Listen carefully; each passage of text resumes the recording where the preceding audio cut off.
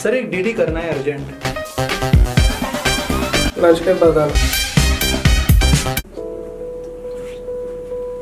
काश घर पे ही बैठ के मैं सारी बैंकिंग फैसिलिटीज अवेल कर पाता। नमस्कार, आज के इस वीडियो में मैं प्रसाद आपका स्वागत करता हूँ और आज हम बात करने वाले हैं कि गवर्नमेंट बैंक्स का प्राइवेटाइजेशन करना सही है या फिर गलत है। रिसेंटली कल हुए बजट में बताया गया कि 2 गवर्नमेंट बैंक्स का प्राइवेटाइजेशन इस फाइनेंशियल ईयर में हो जाएगा। साथ ही पिछले कुछ सालों में कुछ गवर्नमेंट बैंक्स का कंसोलिडेशन हो रहा है। रिसेंटली हमने देखा कि पंजाब नेशनल बैंक ने ओरिएंटल बैंक ऑफ कॉमर्स और यूनाइटेड बैंक को टेक ओवर कर लिया है। साथ ही कैनरा बैंक ने सिंडिकेट बैंक को टेक ओवर कर लिया है और यूनियन बैंक ने आंध्रा बैंक और कॉर्पोरेशन बैंक को टेक ओवर कर लिया है। इसके अलावा इंडियन बैंक इलाहाबाद बैंक के साथ मर्ज हो गई है, तो इससे जो total number of public sector banks हैं उनका नंबर कम हो गया है। इंडिया में बहुत सारी गवर्नमेंट बैंक्स हैं, 12 के करीब गवर्नमेंट बैंक्स हैं। तो ऐसे में गवर्नमेंट बैंक्स को प्राइवेटाइज करना सही है या नहीं, इसे समझने के लिए पहले तो हम इनके प्रोज और कॉन्स जानेंगे कि गवर्नमेंट बैंक्स को प्राइवेटाइज करने के क्या क्या फायदे हो सकते हैं और क्या क्या नुकसान हो सकते हैं, और उसके बाद फिर हम कंक्लूजन पर आएंगे कि प्रोज ज़्यादा है या फिर कॉन्स। So let's begin. अगर आपने अभी तक चैनल को सब्सक्राइब नहीं किया है तो जरूर चैनल को सब्सक्राइब कीजिए, साथ ही बेल आइकन पर भी क्लिक कीजिए ताकि आपको मेरे हर एक वीडियो का नोटिफिकेशन टाइम टू टाइम मिलता रहे। साथ ही वीडियो अच्छा लगे तो वीडियो को शेयर करना बिल्कुल ना भूलें। अब बात करते हैं हम कुछ गवर्नमेंट बैंक्स के बारे में और उनके फाइनेंशियल ईयर 2020 के लॉसेस के बारे में।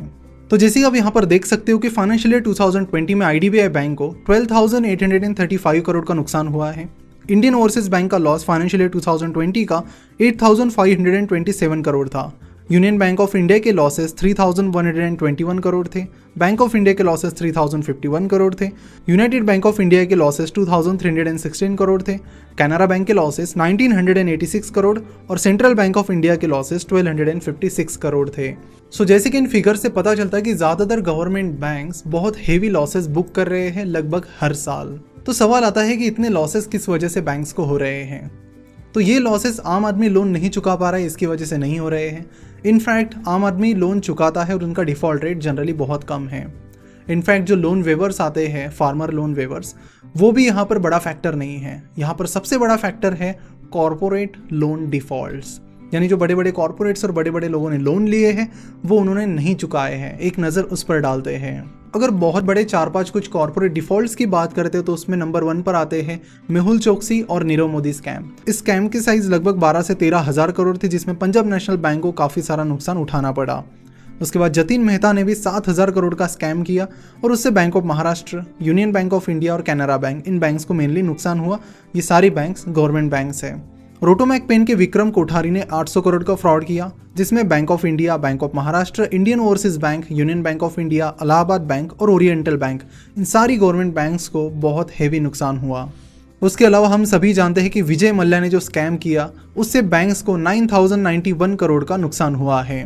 विजय मल्ल्या और किंगफिशर एयरलाइंस की वजह से IDBI बैंक को करीब 1,566 करोड़ का नुकसान हुआ है और SBI को करीब 586 करोड़ का। जिस तरह से लोन पास किए गए हैं उससे भी काफ़ी कुछ सवाल उठते हैं। किंगफिशर एयरलाइन का ब्रांड और ट्रेडमार्क के बेसिस पर उन्हें 4,000 करोड़ का लोन दिया गया था और जब वो लोन नहीं चुकाया गया तो फिर किंगफिशर एयरलाइंस का जो नाम है, ब्रांड नेम है और ट्रेडमार्क है, उसकी नीलामी कर दी गई और उसमें 1 रुपया भी रिकवरी नहीं हो पाई। तो ब्रांड और ट्रेडमार्क के बेसिस पर कौन लोन देता है, और वो भी इतना बड़ा? तो मैं मजाक नहीं कर रहा हूँ, आपको सही बात बता रहा हूँ कि यहाँ पर ट्रेडमार्क और बाकी चीज़ों के बेसिस पर गवर्नमेंट बैंक्स ने लोन दिए और वो पैसे नहीं चुका पाए। अल्टीमेटली नुकसान किसको भुगतना पड़ा? उन बैंक्स को नहीं, आम जनता को। कैसे, उसके बारे में भी बात करते हैं। तो गवर्नमेंट बैंक्स कई सालों से कुछ इसी तरह चल रही है और उनको बहुत बड़े बड़े कॉर्पोरेट डिफॉल्ट सहने पड़ रहे हैं और काफ़ी बड़े बड़े लॉसेस इन्हें हो रहे हैं। तो ऐसे में अगर लॉसेस ही चलता रहेगा तो बिजनेस चलेगा कैसे, बैंक कैसे चल पाएगी? तो ऐसे में बैंक को ज़रूरत पड़ती है पैसों की और वो उन्हें मिलता है गवर्नमेंट से। तो गवर्नमेंट्स क्या करती है, लगभग हर साल इन गवर्नमेंट बैंक्स में काफ़ी सारा पैसा डालती है, क्योंकि गवर्नमेंट बैंक्स लॉस मेकिंग है। तो ऐसे में ये बैंक्स चलाने के लिए गवर्नमेंट को इसमें पैसा डालना होता है। तो फाइनेंशियल ईयर 2021-22 में गवर्नमेंट इन गवर्नमेंट बैंक्स में 20,000 करोड़ रुपए डालने वाली है। अगर हम फाइनेंशियल ईयर 2019-20 की बात करते हैं तो 70,000 करोड़ रुपए इन गवर्नमेंट बैंक्स में डाले गए हैं। अगर हम पिछले कुछ सालों की बात करते हैं तो 3.5 लाख करोड़ रुपए इन गवर्नमेंट बैंक्स में इन्फ्यूज़ किए गए हैं ताकि ये बैंक्स चलती रहें। लेकिन अगर आप इन बैंक्स के ऑपरेशंस की बात करते हो, प्रोसेस की बात करते हो, तो डिफ़ॉल्ट्स यहाँ पर लगातार चल रहे हैं और डिफ़ॉल्ट करने वाले लोग लगातार कंट्री छोड़ के भाग रहे हैं। एक और इंपॉर्टेंट पॉइंट जो यहाँ पर आपको नोट करना चाहिए वो ये है कि ज़्यादातर ये जो भी डिफ़ॉल्ट्स हुए हैं जिनके हमने नाम बताए हैं वो है विलफुल डिफ़ॉल्ट्स। विलफुल डिफ़ॉल्ट सुनने में डिफ़िकल्ट वर्ड लगता है लेकिन है बहुत आसान। इसका मतलब मतलब है कि अगर आप पैसा रिटर्न कर सकते हो, आपके पास पैसा है, फिर भी आप वो लोन रिटर्न नहीं कर रहे हो, तो उसे कहा जाता है विलफुल डिफॉल्ट। हम नॉर्मल डिफॉल्ट उससे कहते हैं जब सामने वाले के पास लोन चुकाने के लिए पैसे नहीं होते हैं या फिर उसका बिजनेस फेल हो गया होता है। लेकिन यहाँ पर जो डिफॉल्ट है वो विलफुल डिफॉल्ट है। पैसा होने के बावजूद भी उन लोगों ने और उन कंपनीज ने पैसा रिटर्न नहीं किया और उसका डायरेक्ट नुकसान उन गवर्नमेंट बैंक्स को हुआ है और अल्टीमेटली आम आदमी को हुआ है जो टैक्स पे कर रहा है। एक तरफ गवर्नमेंट बैंक्स को काफ़ी बड़े बड़े नुकसान हो रहे हैं, वहीं दूसरी ओर प्राइवेट बैंक्स अच्छी तरह से चल रही है। ये अच्छी तरह से प्रॉफिट भी कमा रहे हैं और इनका बिजनेस भी बहुत अच्छी तरीके से चल रहा है। अगर हम टॉप 5 प्रॉफिटेबल बैंक्स की बात करते तो उनमें 4 प्राइवेट बैंक्स आती है और सिर्फ 1 गवर्नमेंट बैंक आती है। तो इससे पता चलता है कि बैंकिंग सेक्टर में प्रॉब्लम नहीं है, सेक्टर है कि लोन किस तरह से पास किए जा रहे हैं।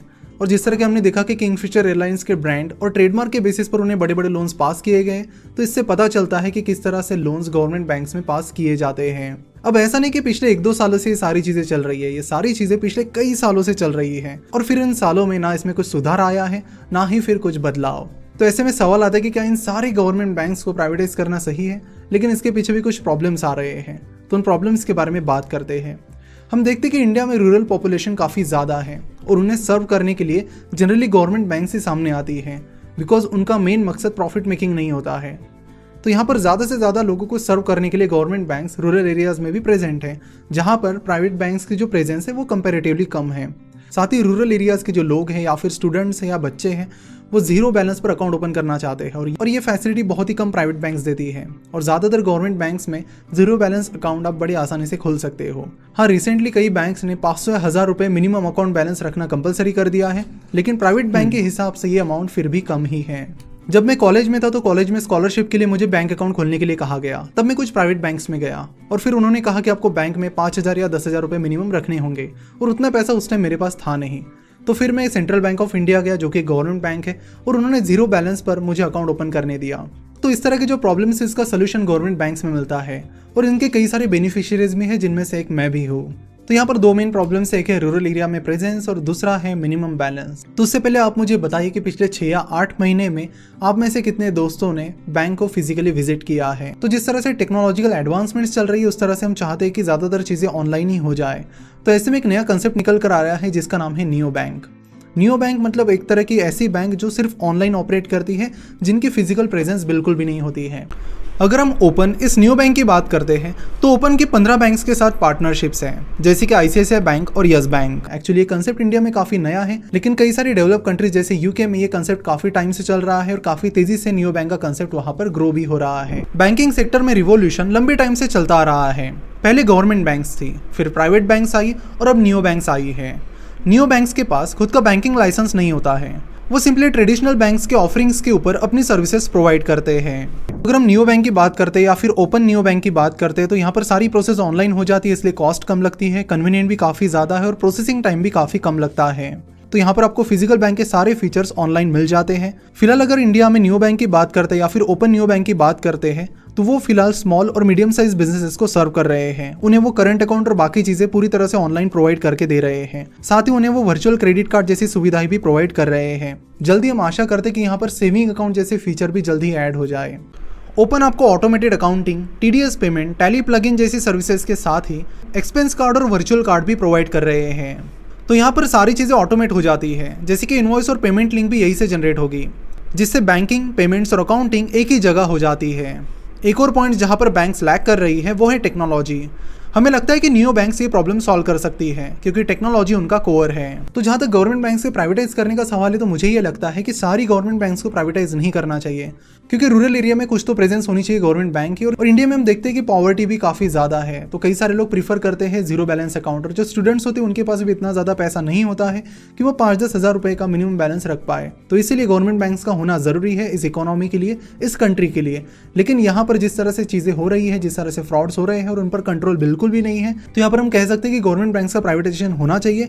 लेकिन 4 से 5 बड़ी बड़ी गवर्नमेंट बैंक्स यहाँ पर गवर्नमेंट बैंक्स के तौर पर ही चलनी चाहिए, जैसे कि SBI, bank of Baroda etcetera. अगर आप हमसे यहाँ पर सहमत है तो जरूर इस वीडियो को शेयर कीजिए अपने सारे दोस्तों के साथ व्हाट्सएप और सोशल मीडिया पर, ताकि उन्हें भी इन सारी चीज़ों के बारे में, इन सारे प्रोज और कॉन्स के बारे में पता चले। गवर्नमेंट बैंक्स और किस तरह से इंप्रूव कर सकती है, बैंकिंग सेक्टर किस तरह से आगे बढ़ सकता है, क्या कुछ इनोवेशन की यहाँ पर जरूरत है, उससे रिलेटेड आपके सुझाव भी यहाँ कमेंट में जरूर बताइए। जल्दी मिलते हैं ऐसे एक इंटरेस्टिंग वीडियो के साथ। तो वीडियो पसंद आता है तो ज़रूर वीडियो को लाइक भी कीजिए और चैनल को सब्सक्राइब करके बेल आइकन पर भी क्लिक कीजिए।